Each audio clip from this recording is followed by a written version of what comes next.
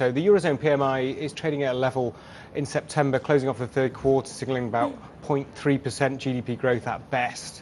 Now, this is a really meagre performance, so there's nothing to rejoice here.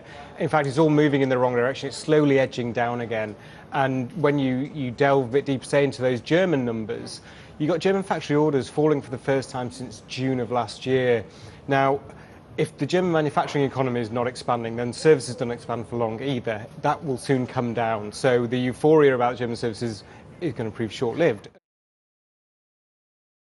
This is an improvement compared to what the market was expecting, but if we just look at some of the recent numbers, this is still just hovering around 50.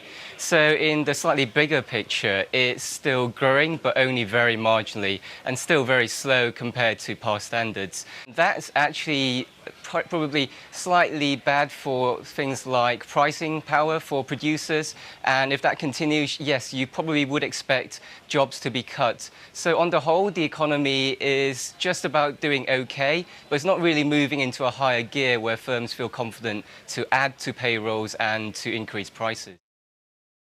Well, it certainly should have done tax reform by now, but hasn't. But if you look at the typical deal, there's some good news. There's a beneficial business opportunity for a U.S. firm that strengthens it and our economy.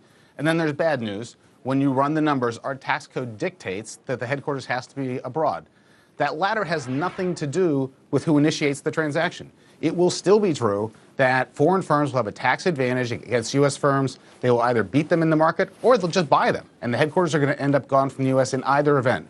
So the problem here is losing headquarters, and what the Treasury has done doesn't solve that.